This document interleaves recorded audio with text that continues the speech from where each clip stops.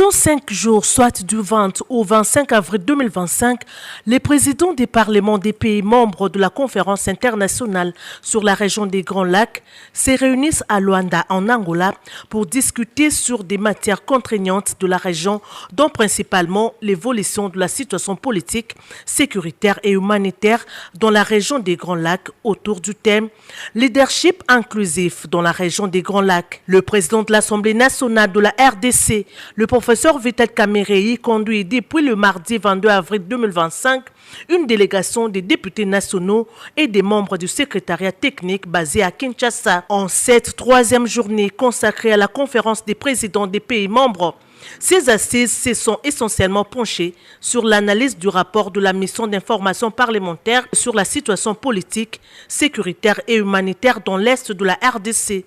Ce rapport a été présenté par le secrétaire général sortant de la CIRGL, Tembo Moueloa Ronald, devant la conférence des présidents conduite par l'honorable Nelly Mouti Moutete, présidente de l'Assemblée nationale zambienne. À l'unanimité, la conférence des présidents a adopté ces rapports moyennant quelques amendements dont les plus pertinents sont venus du président Vital Kamerhe, notamment sur l'évolution de la situation sécuritaire sur terrain depuis la production de ce rapport, qui ne mentionne pas l'occupation d'une partie du territoire congolais par l'armée rwandaise. Les recommandations telles qu'elles sont publiées se sont bonnes, ils doivent faire un peu mention bonne. Mais tout ce que j'ai voulu,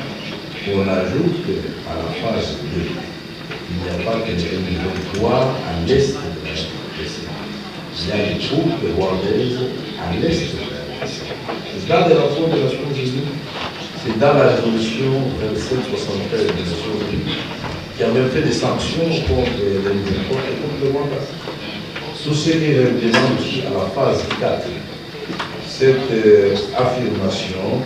de la délégation qui avait rencontré le président du Sénégal, c'est bien, ce n'est pas la honte à la délégation musulmane, je refuse cette affirmation de dire que la RDC, depuis le camp de Mobutu, héberge de beaux armées. Car nous savons que c'est le président Mobutu, entre autres, qui avait aidé l'accès au pouvoir à Rwanda, d'accéder au pouvoir d'une manière ou d'une autre. Moi, j'étais conseiller au ministère des Affaires étrangères, mais c'est de ce quoi je parle. Donc, bref, madame, ce que nous voulons tous, c'est d'arriver à la paix, comme au Rwanda, comme